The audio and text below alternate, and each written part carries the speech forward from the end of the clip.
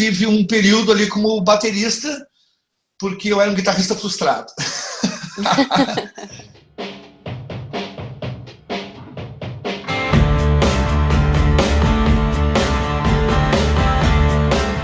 Ele transcendeu a alcunha do rock gaúcho e é um dos maiores guitarristas do Brasil. Integrante por 20 anos da banda Cachorro Grande, Marcelo Gross dança com a alma de Jorge e é o meu convidado da semana. E a minha alma tira a sua pra dançar.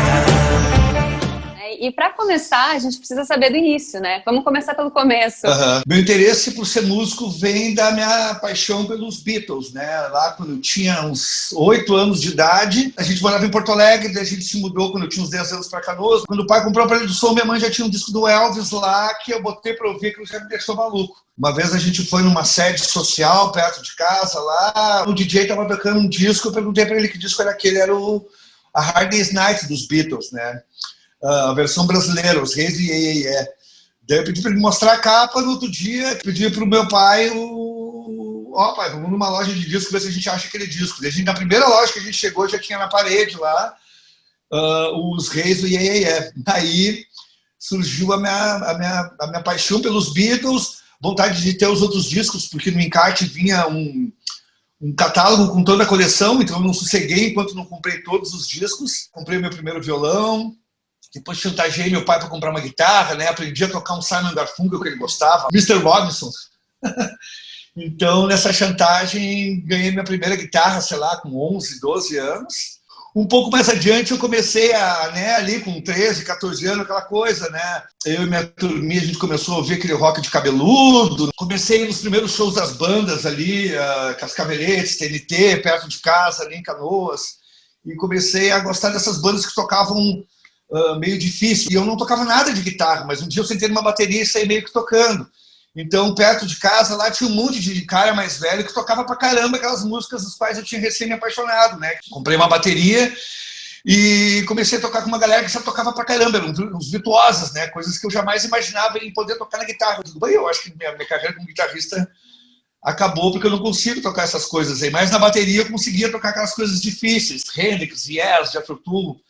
Então eu tive um período ali como baterista, porque eu era um guitarrista frustrado. E daí, nesse meio tempo, eu comecei a trabalhar na Good Music, uma loja ali em Porto Alegre, no Ney Vansólia. E ali eu comecei a conhecer o pessoal das bandas de rock de Porto Alegre, que alguns eu já tinha conhecido nos shows que eu ia ali. Eu ia nos shows dos Cascaveletes do CNT quando eu tinha 15, 16 anos. Eu tocava ideia com o Charles Master, com o Tchê, com o Petraco. Eu conheci o Flávio Basso, o Júpiter, e a gente meio que ficou amigo, começou a mandar junto, né?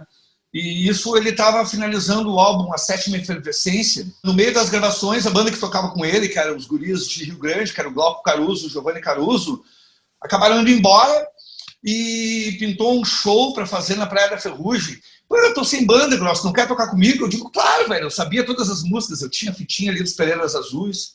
E daí o resto é história, né? Daí a gente passei 4 anos, de 1996 a 1999, tocando com o Flávio, né, sendo batera.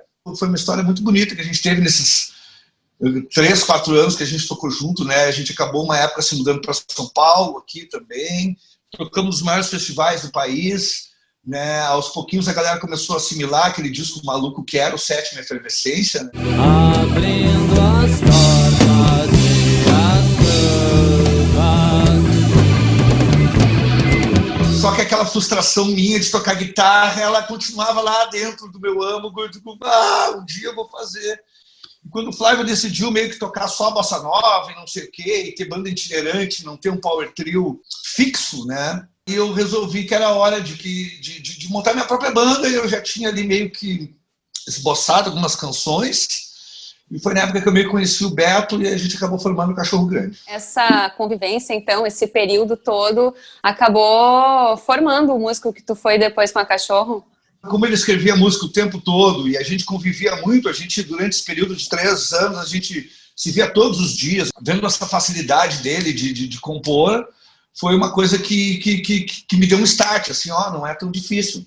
Trabalhar com o Flávio durante esse tempo me mostrou o caminho de compor canções pop, indo direto ao ponto, dizendo o que queria.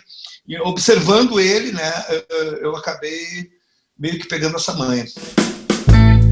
Dia perfeito, para na esquina e diz goodbye. Fala um pouquinho sobre esse período também com a Cachorro, sobre as gigs, como é que era, né? Fala um pouquinho sobre a convivência de vocês, enfim, fala sobre a experiência mesmo de estar dentro da banda. A Cachorro foi a realização da minha vida, né? Eu fazia a minha banda, tocando as minhas canções, tendo um parceiro que seria o meu Mick Jagger, o meu Paul McCartney ali, que foi o Beto, né? Então, a Cachorro foi a realização de um sonho para mim, que por mim seria como os Rolling Stones, por mim não teria acabado.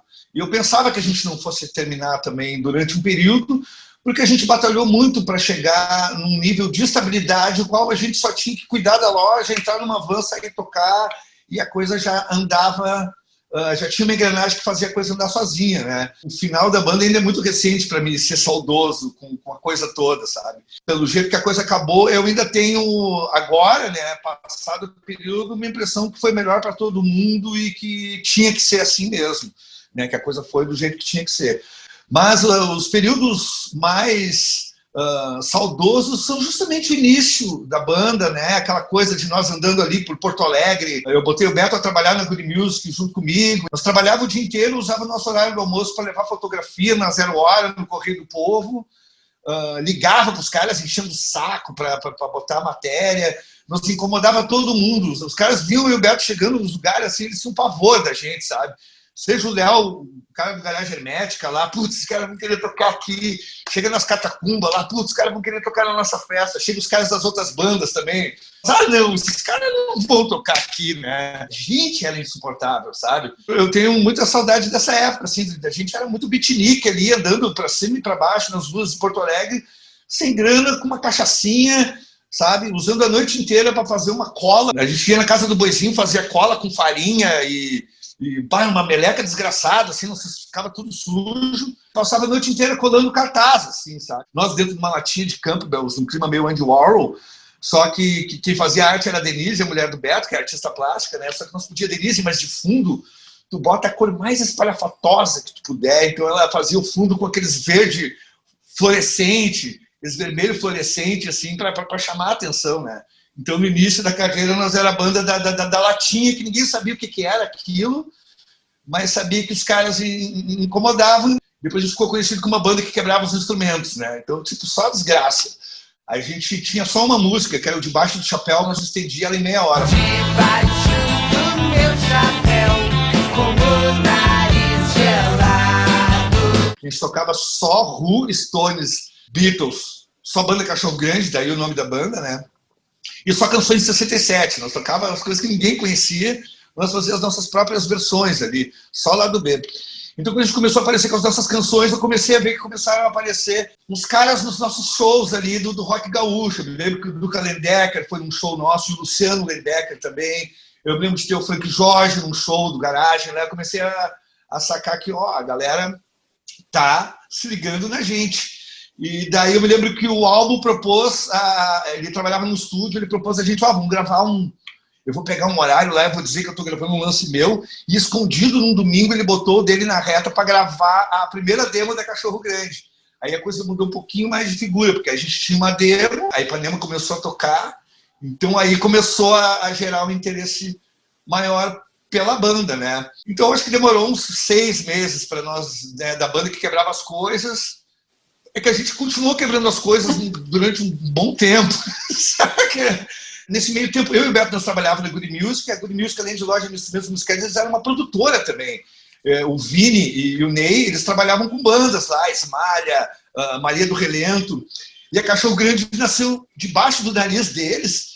E eles não se interessaram em contratar, em agenciar a banda. Eles achavam ruim que as pessoas ligavam para lá atrás dos caras da Cachorro Grande para fazer uma matéria ou para contratar show, né? E no fim eu e o Beto fomos despedidos, né? E em vez de sermos contratados pela produtora. E nesse meio tempo a gente achou um produtor, que foi o Lee Martinez, que é uma figuraça, né? Que era tão louco ou mais do que a gente, né? Porque para pegar a gente para trabalhar e tentar fazer um trabalho com a gente só louco mesmo, assim. O Lito trabalhava com a Bideobaldi, ele estava meio terminando de trabalhar com a Bideobaldi, mas ele e a Cida estavam começando a trabalhar com a Stop Records. Mas daí tinha um cara que trabalhava dentro da Stop Records que falou, não, esses caras são ruins. Enquanto eu estiver aqui, esses caras não vão ser contratados, eles são uma cópia barata dos Cascaveletes. Que nós éramos ali uns guris sem grana, batalhando, colando os cartazes, né? O dia que ele foi despedido da gravadora, a Cida falou, guris, o cara aqui que estava atrapalhando o lance de vocês foi despedido, então vocês podem vir assinar o contrato e começar a gravar o disco de vocês. E daí a gente se lembra, a gente chegar na gravadora, ele arrumando as coisinhas dele para ir embora e a gente se preparando para assinar o contrato. Eu me lembro que a Cida pagou nossa passagem de ônibus, o ônibus da Carrisco, nós não tínhamos dinheiro para pegar o ônibus para assinar o contrato. Nós não tínhamos dinheiro para pegar o ônibus para isso, sabe? Então isso sim é muito simbólico, né? Tipo, nós éramos uns fudidos e sem emprego, né? Porque a gente tinha sido despedido da Good Music, eu e o Beto. Também a gente passava a noite inteira colando cartaz. A gente chegava para trabalhar no outro dia, tudo sujo de cola, sabe? E não tinha como aguentar. Uma coisa que a gente tem que dizer é que a gente era muito mais traquinas do que a gente acabou se tornando depois. Então, voltando ao começo da tua pergunta, depois de um tempo trabalhando com o Lee Martinez, quando a gente pegou o Lelê, a primeira coisa que ele falou para nós, cara, vocês quebrarem alguma coisa, eu não trabalho mais com vocês. E daí foi quando a gente teve a nossa segunda gestão de produção, que a gente se tornou uns caras mais profissionais e menos traquinas, né? Marcelo, em que momento que vocês perceberam que vocês estavam famosos? Quando foi assim que deu aquele clique? Meu Deus, eu sou famoso. Tem um lance que a gente já, tipo, nós tínhamos dois lados, de ter essa paixão e de ter uma arrogância besta entre nós mesmos, sabe?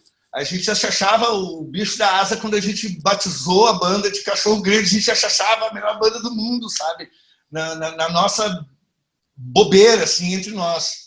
Se emocionava mais com a coisa funcionando, os clipes rolando, do que com a fama propriamente dita, né? Tanto que o nosso primeiro clipe é um pastiche da fama, né? É nós botando a galera correr atrás de nós no clipe de Sex Experienced, na Casa de Cultura Mário Quintana. Quer dizer, a gente não era famoso, mas a gente botou uma galera de amigo e amiga correr atrás de nós como se a gente fosse. E isso fez com que a galera, quando visse o clipe nas outras cidades do Brasil, achasse que a gente era famoso mesmo. Já experimentei ter paciência com as mais inibidas, mas deixei o saco, agora eu quero usar mulheres vividas. Não o lance da fama, mas o lance do reconhecimento do trabalho, quando começou a tocar Sex Experience nas rádios do estado do Rio Grande do Sul, quando começou a tocar o clipe de Lunático na MTV, a gente sentiu que, tá acontecendo uma coisa aí. Mas eu acho que o momento crucial foi quando a gente lançou, em 2005, ao mesmo tempo, o álbum Pista Livre e o acústico Bandas Gaúchas. A gente começou a tocar no Brasil inteiro e a gente andava em Pernambuco, andava no Rio de Janeiro, andava nas capitais, em Belo Horizonte, as pessoas ali, os caras da Cachorro Grande. Eu acho que esse foi o momento que a gente sacou que não era famoso, mas que a banda estava numa fase mais popular. Tem algum aspecto da tua trajetória com a Cachorro Grande, algo que tu tenha se arrependido, que tu acha que tu não faria de novo? Eu acho que não, faria tudo de novo. Principalmente quebrar as coisas, porque era uma sessão de descarrego. Tudo. E a confusão que a gente fazia no começo, eu tenho uma certa saudade, assim, das pessoas, tipo, odiar a gente. Lógico que teve uma época que a gente meio que se perdeu ali, porque são 20 anos de convivência, entendeu? De tempos em tempos, cada um de nós ficava fora da casinha, cada um de nós foi afetado psicologicamente pelos anos de adulação e de viagens. Então, eu acho que todo mundo tentou ajudar o outro no momento em que o cara estava mais, né? O balãozinho subia, tinha que descer, assim, né? Talvez no último disco, mas a gente... Todas as cagadas que aconteceram com a banda também foram dentro de um contexto de que a gente estava ali fazendo o que a gente podia, entendeu? Olhando em retrospectiva, a gente não podia fazer nada diferente do que a gente estava tentando fazer na época. Teve os seus efeitos não tão agradáveis, como o desgaste do relacionamento, Mas isso também são coisas naturais, né? A gente fazia discos não tão legais, fazia discos com umas linguiças ali, mas o que era linguiça para uns, para os outros estavam tudo bem, porque a música do cara estava ali dentro do disco, então ele estava feliz, então para mim, se o outro estava feliz, eu estava feliz também, então era uma coisa de consenso, né? E a gente, como era muito ligado, a gente meio que sabia o que o outro estava pensando e seguia em frente, né? Então eu não me arrependo de nada, na verdade. Houve excessos, Marcelo? Houve excessos, sim. E esses excessos atrapalharam a banda, mas a gente estava consciente daquilo. E, cara, a gente sempre quis isso, vamos aproveitar, vamos se enlouquecer, daqui a pouco a gente vai estar mais velho, como a gente acabou ficando, daqui a pouco nós vamos estar aí com filho, cabelo branco, pança, sabe? Então a gente meio que aproveitou, mas sempre com a música em primeiro lugar, né? Sempre com o meu tesão de estar no palco, de tocar, é maior que qualquer coisa, qualquer vontade de me enlouquecer. Todas as dificuldades que a gente tinha ali, e a estrada é um pega pra capar violento. Na verdade, não é só tu ir ali, sair e fazer o show. A nossa rotina, durante um bom tempo, consistia em quinta-noite, a van passar aqui em casa às 5 da manhã, né, passava aqui, pegava todo mundo, não sei o que, nós ia para Guarulhos, 8 da manhã era o voo para a gente estar meio-dia numa cidade tipo Sinop, no interior do Mato Grosso, no interior do Paraná, ou sei lá o que, para chegar lá meio-dia, pegar uma van, umas 3 horas e chegar na cidade e só ser devolvido para casa, tipo, segunda-feira, meio-dia, sabe? Então era um... sabe? Haja corpinho, haja cadáver para esse ritmo, assim. A gente achava meio natural dentro daquele contexto. A gente teve a nossa fase hedonista e de a gente ficar deslumbrado, arrogante também, e depois de ver o quanto a gente era idiota por isso e voltar a ser mais tranquilo. Então, a gente teve umas fases bem malucas, assim, mas tudo foram fases, né? Quais foram as músicas que tu compôs, né? Não sei, não precisa dizer todas, mas algumas assim que tu acha as mais importantes, as que tu tem mais orgulho de ter feito? Tenho orgulho de ter feito algumas que foram emblemáticas dentro da carreira e ajudaram a projetar a banda, como, por exemplo, Lunático. Lunático foi a primeira música decente que eu fiz e ela meio que deu a cara pra banda, aquela coisa meio de rua, pam, pam. Essa é uma música que eu me orgulho de ter feito. Dia Perfeito, que depois que a gente gravou no acústico acabou se tornando um clássico, né, na voz do grande Paulo Miklos. Sinceramente, que se tornou a balada mais conhecida da banda. Que Loucura, que teve um clipe que rodou bastante na MTV, que concorreu a um VMB também. Bom Brasileiro, outra música que rodou bastante na MTV, a gente fez um clipe gravado no Rio de Janeiro. A música eu compus no Rio de Janeiro, lá vendo a gurizada jogar um futebol ali no ano anterior.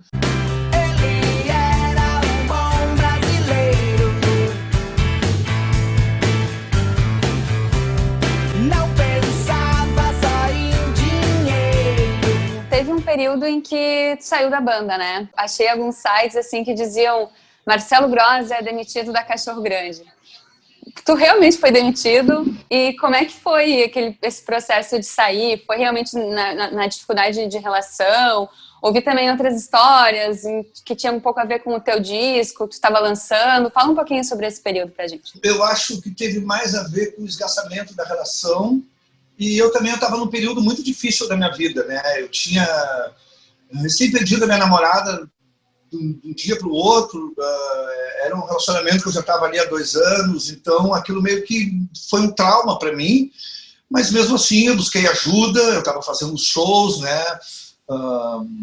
Busquei ajuda psicológica, tudo. Então eu estava meio que, não digo na ponta dos cascos, mas eu estava ali, saca?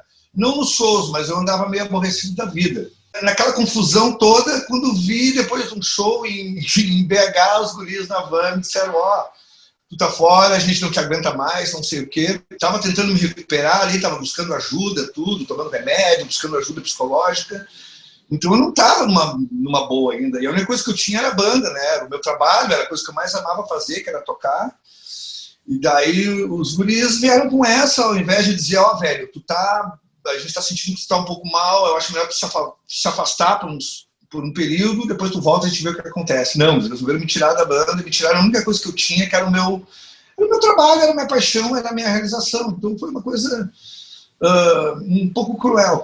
Mas eu também, lógico, eu devia estar insuportável, chato pra caralho, para eles tomarem essa atitude, né? Mas eu, como costumo fazer do limão uma limonada, aproveitei o período para focar na minha carreira solo, para juntar um trio ali, que era uma galera que andava tocando comigo, mas eu meio que tinha um trio itinerante, e eu tinha recém lançado um disco, Chumbo e Pluma, e eu resolvi baixar a cabeça e divulgar esse disco, que eu não tinha divulgado por conta de que todas essas confusões aconteceram logo quando o disco tinha sido lançado.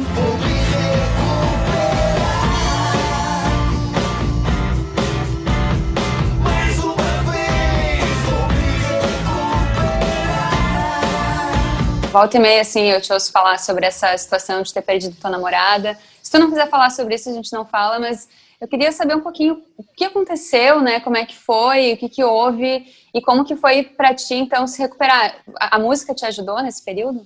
A música foi fundamental, assim como era quando eu era criança lá, que meus pais se separaram, eu ficava no quarto dos fundos da minha casa lá, sozinho, era só eu e os Beatles, era só eu e minha guitarra, era só eu e Deus. Então a música sempre serviu como um acalanto, né? Os Beatles sempre foram meus amigos imaginários, que nessas fases de solidão, de dificuldade, eu tinha ali a música para ouvir, eu tinha a história deles para ficar lendo, e a inspiração para pegar meu violão e escrever uma música. Eu estava num relacionamento já há 2 anos, a minha namorada morava em Joinville, e a gente tinha planos de ficar junto, de casar, e a gente não sabia se ela ia vir para cá, se ela ia morar em Joinville. Uma noite nós se falamos por telefone, e no dia seguinte o irmão dela me ligou, perdemos a Andréia, né? Ela sofreu um acidente doméstico, parece que ela desmaiou, bateu a cabeça numa mesinha de centro lá. Num momento eu estava falando com ela e nós estávamos combinando um negócio, no dia seguinte, como assim, saca? Daí eu peguei um avião, o primeiro avião que tinha, fui lá, aquilo quebrou meu coração, aquilo mexeu muito comigo, né? E eu fiquei meio perdido, né? E tentando entender o que aconteceu, e foi difícil, porém eu procurei ajuda para sair daquele buraco que eu tinha me metido, e daí pouco depois disso teve mais esse lance da banda, então foi uma cacetada em cima da outra, sabe? Quando aconteceu tudo isso eu fui diagnosticado com depressão, eu que sou um cara mais animado que a festa, sempre feliz da vida, quando veio eu estava ali, saca? Lidando com uma coisa que eu jamais imaginei que eu fosse ter, né? Que é a depressão, que é uma doença, né? E sair desse buraco não foi nada fácil. Também nesse meio tempo fui perdendo amigos próximos, né? No ano passado eu perdi meu pai também. Eu acho que todo mundo tem seus problemas, todos têm suas agulhas, mas minha cruz não foi fácil de ser carregada. A música meio que me salvou, né? Me concentrei em fazer o que eu mais amo, em divulgar o disco que eu tinha gravado. Então eu tinha um trabalho ali que era bonito. Poxa, eu tenho o maior orgulho do Chumbo e Pluma, é um disco conceitual que eu gravei meio despretensiosamente, porque se eu gravasse com pretensão eu jamais faria um disco duplo, né? Sendo um disco totalmente folk, que é uma vertente que eu jamais tinha me arriscado.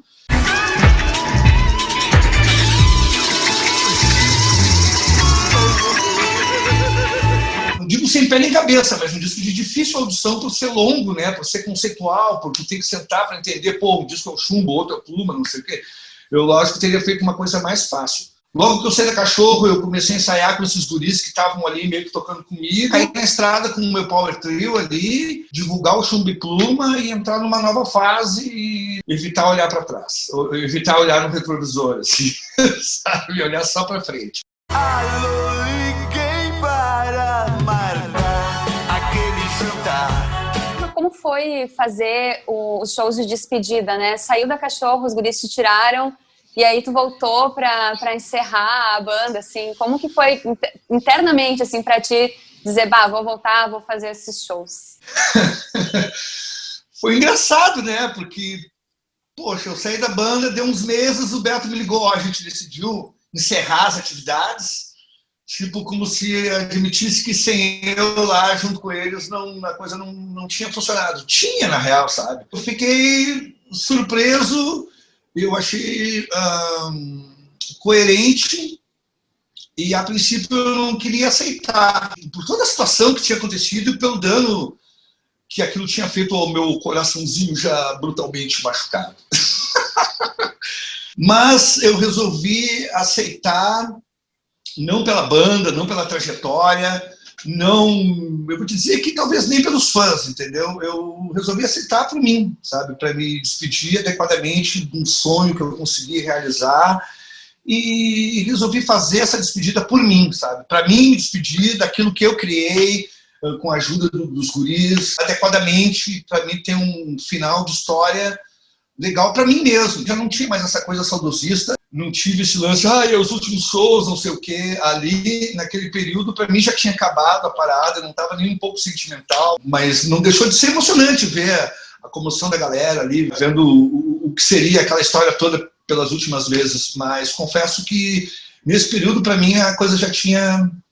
O encanto já tinha se quebrado, né? E também pensando, puxa, a gente batalhou tanto por isso para chegar agora e terminar, sabe? Tipo, a gente custou ter um repertório de hits, de cabo a rabo do show a galera cantava, né? Eu demorei um tempão para ser um guitarrista que me deixasse satisfeito como instrumentista, assim, que eu tocasse ali tranquilo, né?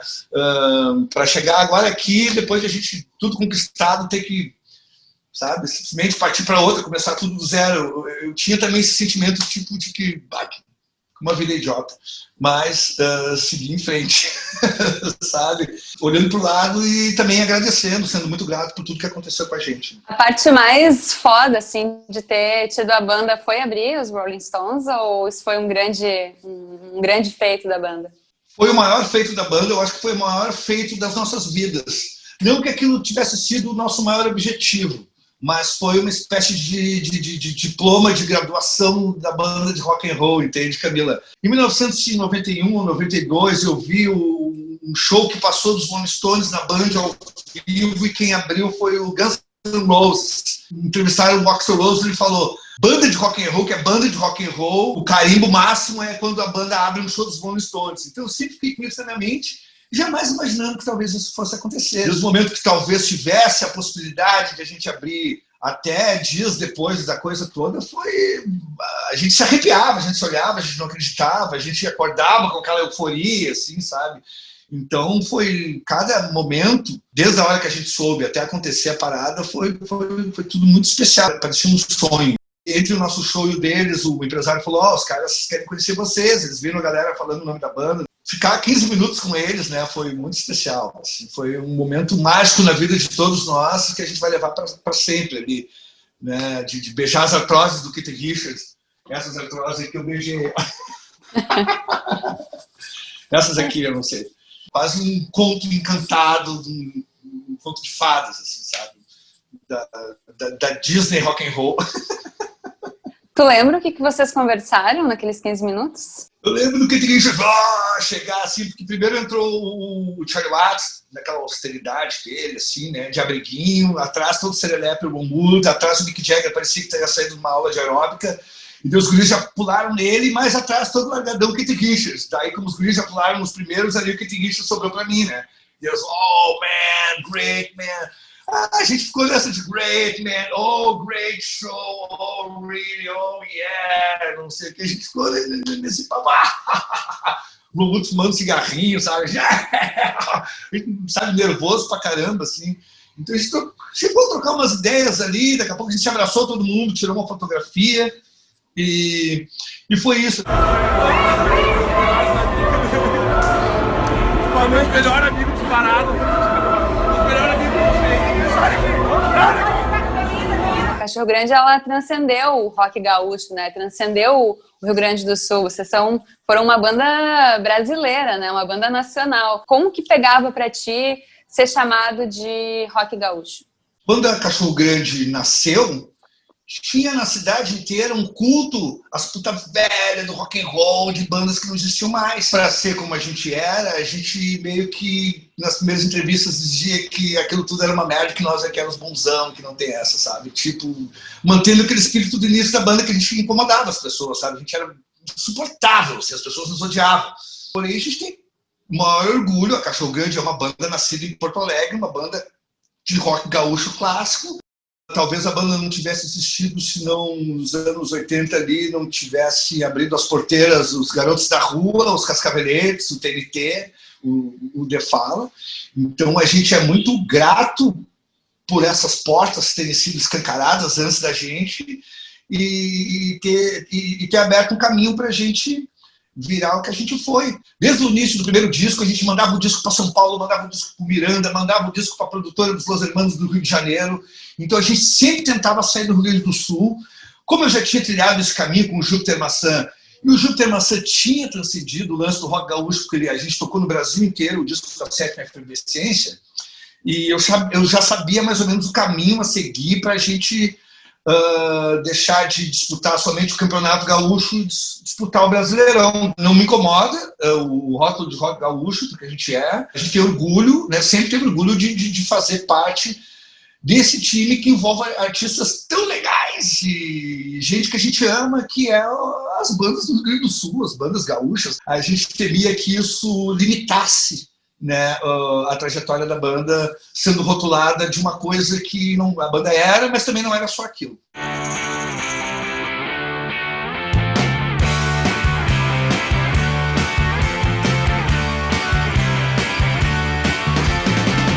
Onde tu acha que vai estar, onde tu quer estar daqui a 5 anos? Eu quero estar na estrada com o meu power trio, com minha banda solo, com uma estrutura boa para eu ter condição de fazer o meu trabalho com dignidade, sem tanta dor de cabeça e sem aquela coisa, e amanhã como é que vai ser, sabe? Sem essa preocupação, que é uma coisa que acontece quando a gente está começando do zero de novo, como é o meu caso.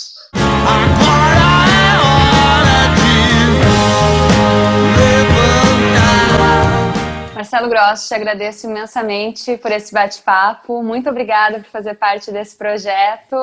E vida longa aí a tua carreira. Tu é um baita cara. Eu tenho um grande orgulho de poder, de certa forma, conviver contigo, assim, mesmo que distante. Assim, eu sou muito grata pela tua participação aqui no programa e também por tudo que tu já fez na tua carreira e por esse cara que tu é hoje. Obrigada, Marcelo. Eu que agradeço, Camila. Eu admiro muito a tua trajetória. Foi uma trajetória brilhante até aqui. Eu fico sempre torcendo por ti, feliz com as tuas conquistas. A cada passo novo que tu dá, eu fico muito orgulhoso.